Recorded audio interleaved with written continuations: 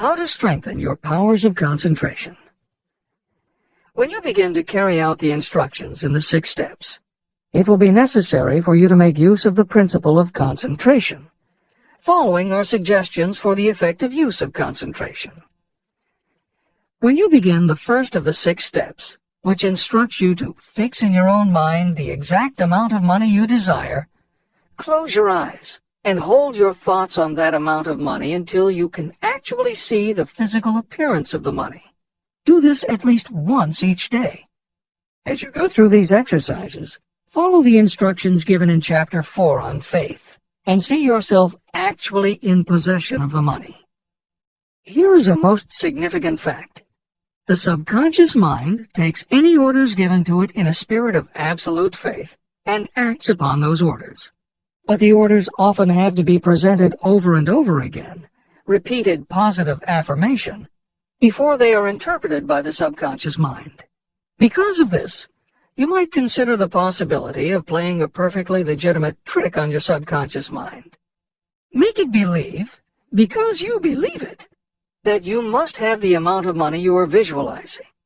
Make it believe that this money is already awaiting your claim, so the subconscious mind must hand over to you practical plans for acquiring the money that is yours. Give this thought to your imagination, and see what your imagination can or will do to create practical plans for the accumulation of money through transmutation of your desire. Do not wait for a definite plan through which you will exchange services or merchandise in return for the money you are visualizing.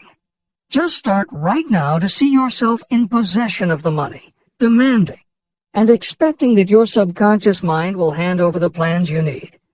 Be on the alert for these plans, and when they appear, put them into action immediately. When the plans appear, they will probably flash into your mind in the form of an inspiration or intuition from infinite intelligence. Treat it with respect and act upon it as soon as you receive it. In the 4th of the 6 steps, you are instructed to create a definite plan for carrying out your desire and begin at once to put this plan into action.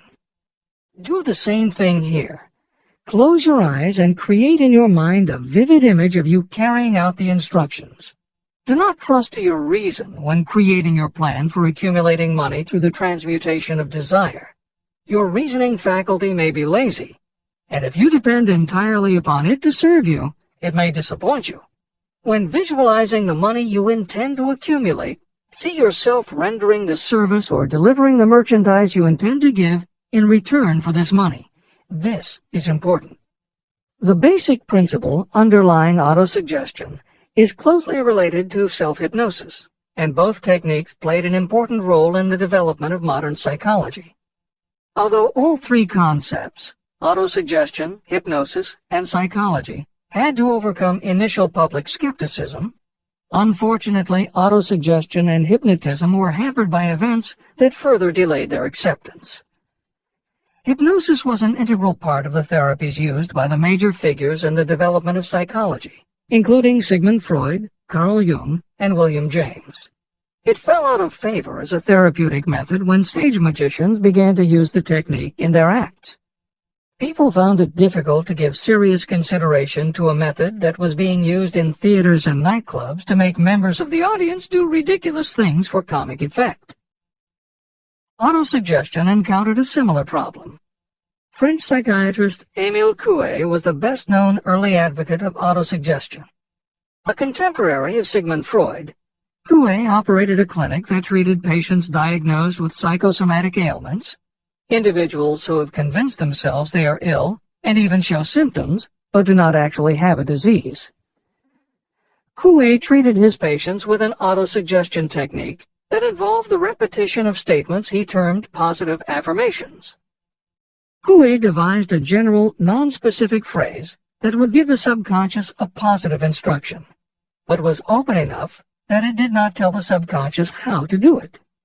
The positive affirmation was, "Every day, in every way, I am getting better and better." And he instructed his patients to repeat the phrase several times a day. Improvements among his patients happened so quickly and dramatically that his method became the talk of medical and scientific circles, and the use of the phrase practically became a movement in Europe. Word of the success Coué was having with his method spread to America, and he was soon booked to do a lecture tour. At one of his early speaking engagements, a cynical newspaper reporter made a joke of the technique, calling it, "Hell's bells, I'm well." The joke followed Coué wherever he spoke, and the press coverage was so negative he canceled his tour and returned to practice in Europe. Serious scientists and therapists continued to work with autosuggestion. But just as had happened when stage magicians cast doubt upon the efficacy of hypnosis, Coué's method of positive affirmation fell out of favor with the general public. It took the openness of the latter part of the 20th century before the techniques of hypnosis and autosuggestion gained general acceptance once again. Today, if you go on the internet, there are over 40,000 web links featuring positive affirmations, and numerous bestsellers have been written on the subject. Virtually every newspaper, magazine, and television news program regularly features stories on the crucial role the mind plays in personal growth and achievement. Techniques based on autosuggestion have fostered countless best-selling books, audiobooks, and video programs. And every week thousands of people attend seminars, lectures, and retreats to be inspired by motivational speakers or spiritual leaders, and to learn techniques that will help them achieve success, almost all of which are based on the basic principles Napoleon Hill advocates in this book. When Hill instructs the reader to close your eyes and hold your thoughts on that amount of money until you can actually see the physical appearance of the money, he is in fact describing the autosuggestion technique most widely taught by contemporary motivational experts. Today it is called creative visualization, and it is regularly used by some of the most successful trainers of Olympic athletes and professional sports teams. It is used by NASA in training astronauts, and medical professionals use it in a variety of ways, including teaching it to patients who need to elevate their autoimmune system. Using visualization effectively is much more than simply daydreaming about something you would like to have or a goal you would like to achieve.